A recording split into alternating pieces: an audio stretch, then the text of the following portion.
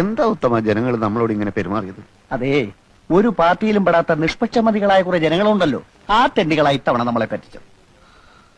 നമ്മുടെ ഗവൺമെന്റ് എന്തൊക്കെ ജനങ്ങൾക്ക് കൊടുത്തു? കൂടുതലും വാഗ്ദാനങ്ങളാ കൊടുത്തത്. ഉത്തമ, നമ്മുടെ പാർട്ടിയെ നമ്മൾ തന്നെ വിമർശിക്കരുത്, അതും ഇന്നത്തെ ചുറ്റുപാട്. ഞാൻ ആലോചിച്ചപ്പോ ഒരു കാര്യം തോന്നിപ്പോവാണ്. എന്തേ? ജനങ്ങൾ സമ്പൂർണ്ണ സാക്ഷരത നേടിയതാണ് നമുക്കടിയായത്. എങ്ങനെ?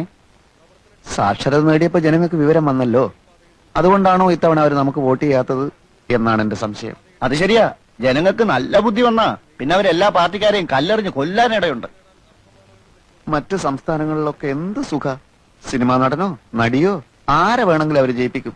കാരണം അവിടെ സാക്ഷരതയില്ല, വീരാരാധന മാത്രമല്ലേ ഉള്ളൂ. അതൊക്കെ പോട്ടെ, ചില്ലറ വല്ലതുണ്ടോ പരിപ്പുടയ്ക്കും ചായക്കും? എല്ലാം തീർന്നില്ലേ?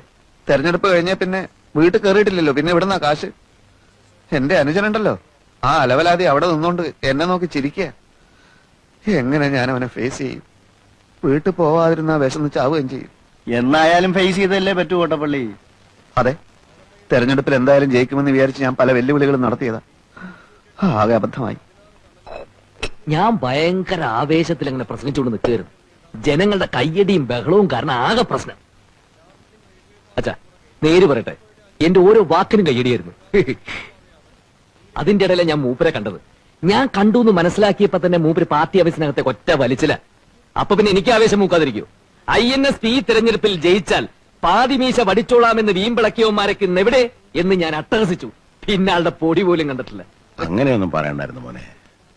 അച്ഛാ, ഈ രാഷ്ട്രീയം എന്ന് പറഞ്ഞാൽ പല്ലും നഖവും ഉപയോഗിച്ചുകൊണ്ടുള്ള ഒരു ആക്രമണമാണ്. നമ്മൾ മടിച്ചു നിന്നാലേ എതിരാളികൾ നമ്മളെ ആക്രമിക്കും. ഓ അപ്പടിയാ? പിന്നല്ലാതെ. എന്നാലും പ്രസംഗം കഴിഞ്ഞതിന് ശേഷം നിനക്ക് അവനെ ഇങ്ങോട്ട് വിളിച്ചോണ്ട് വരായിരുന്നു. നന്നായിരിക്കും.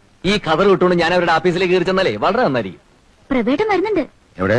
പിൻവശത്തോടെ വരുന്നേ. മുൻവശത്തൂടെ വരാൻ ധൈര്യം കാണില്ലല്ലോ. നീ ഒന്നും മിണ്ടാതിരുന്നില്ലെങ്കിലുണ്ടല്ലോ. മോള് പോയി പ്ലേറ്റ് എടുത്തോണ്ട് വാ.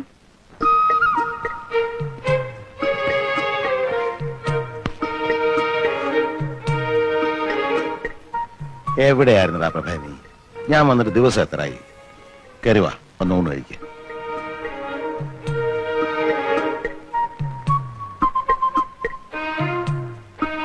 പ്രഭേ, ഞാൻ പറഞ്ഞില്ല അച്ഛാ, തോറ്റതിന്റെ ചമ്മല് മാറിയിട്ടില്ല. പ്രകാശ, നിന്നോടാ പറഞ്ഞത്. മാനു, നീ എന്ന് വിളിക്ക്, വന്ന് ഊണ് കഴിക്കാൻ പറ. ഇവ നാട്ടടക്കി ഇരുന്നാ ഞാൻ വിളിക്കാം.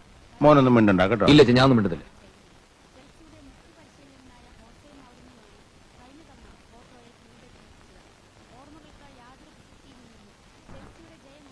എടാ, 4 മാസം കഴിഞ്ഞ് കാണുകല്ലേ നീ നിന്റെ അച്ഛനെ. ഒരു വാക്കുപോലും മിണ്ടാൻ വയ്യായിരുന്നല്ലേ? എണീറ്റ് വാ, അച്ഛൻ വിളിക്കുന്നു. മറ്റവൻ അവിടെ നിന്ന് എഴുന്നേറ്റ് പോയതിനു ശേഷം ഞാൻ വരാം. മറ്റവനോ? പ്രകാശൻ നിന്റെ അനുജനാ. അനുജൻ? അവൻ എന്റെ പ്രതിയോഗിയാണമ്മേ. പ്രവേ, നിന്നോടാ പറഞ്ഞത്. വയസ്സുകാലത്ത് അച്ഛനെ നിങ്ങൾ വിഷമിപ്പിക്കരുത്. ഞാൻ വരാം, പക്ഷെ അവൻ എന്നോട് ഒരു അക്ഷരം മിണ്ടാൻ പാടില്ല. തെരഞ്ഞെടുപ്പിനെ പറ്റിയോ എന്റെ മീശയുടെ കാര്യോ അങ്ങനെ വല്ലതും പറഞ്ഞാൽ എനിക്ക് സമനില തെറ്റും. നിന്നോട് മിണ്ടാൻ പാടില്ല എന്ന് ഞാൻ പറഞ്ഞിട്ടുണ്ട്. എണീറ്റ് വാ.